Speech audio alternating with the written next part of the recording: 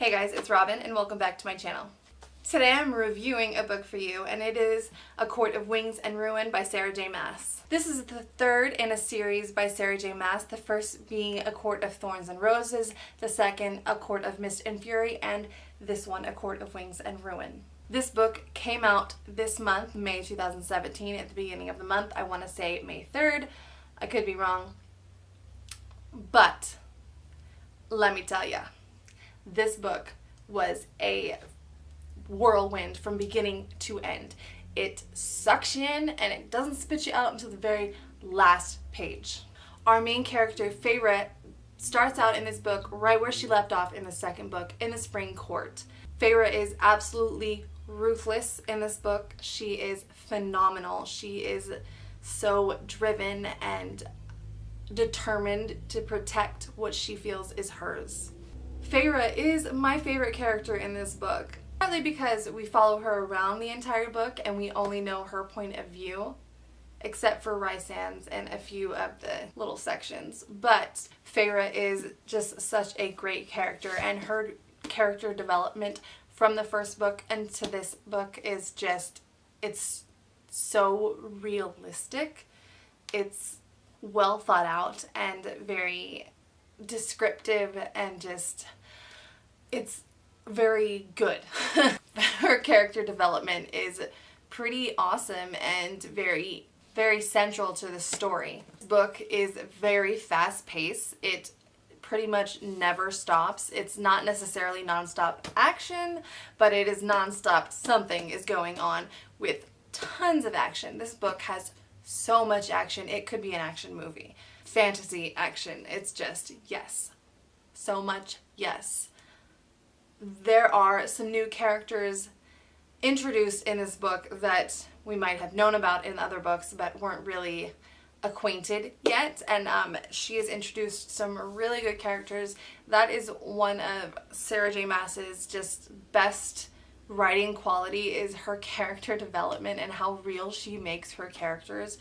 That is probably my favorite thing about her writing, not only in this series but also in the Throne of Glass series. I just love the character development that she has going on in her writing skills. She's, yeah, definitely a thumbs up for me. The world building in this series is also really great. I love the descriptions of all the different courts and also the human lands and the islands and whatnot beyond that. It's just very immersive. It throws you into this whole series, into the world, and it just kind of makes you a part of it. There were quite a few surprises in this book. I'm not gonna lie, I am the type of person who likes mystery and who likes to figure things out before they happen, but there were definitely some things in here that just had me so surprised and either in tears or just gasping. Yeah, I was literally in tears in several places in this book. I will not lie to you guys. Yes, so many feels. There were also some places where I felt like where the foreshadowing was there so that I kind of saw it coming before it happened, which there's nothing wrong with that. That's what foreshadowing is for, right? There were a couple characters that I didn't love in this book, but they added to the story. For example, Nesta was a little bit grating to me. She wasn't a very likable character for most of the book. I did grow to understand her, which again, character development. I really liked that I grew to understand her a bit more. I'm not sure how much I love all of the love interest things that were going on in this book, but they were there. They might have added to the story just a tiny bit. But yeah, she definitely likes her love interests in this series. If you are not into romance or think that love and that gushy stuff, you might not like this. There were a lot of sex scenes in this. I feel like I probably wouldn't let my young teenager read these books just because I don't know, I'm not a conservative person, but when it comes to my children, I'm like, I don't really want you to know anything about that until you're like 50. Obviously, the sex scenes weren't like super descriptive. It's not porn, but still, you know. One thing I felt about this book, however, was the ending definitely wasn't closure. I know that she's going to be writing more for this world.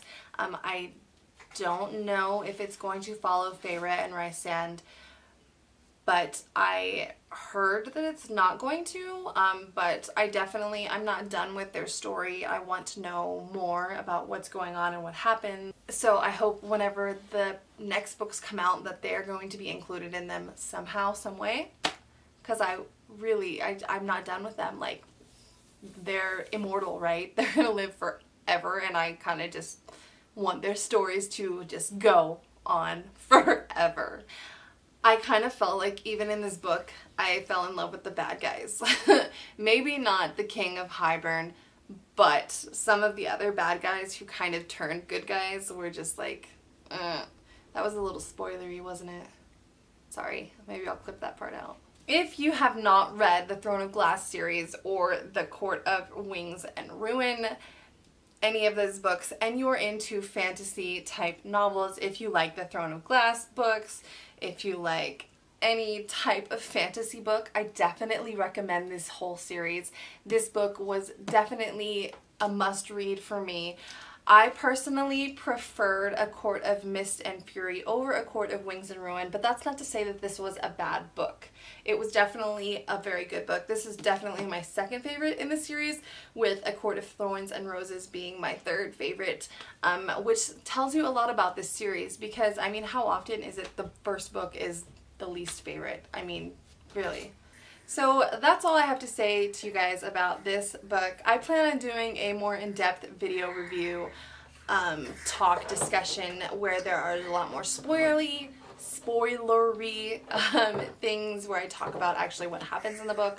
But I decided to start off with a spoiler-free review for any of you who might not want to be spoiled.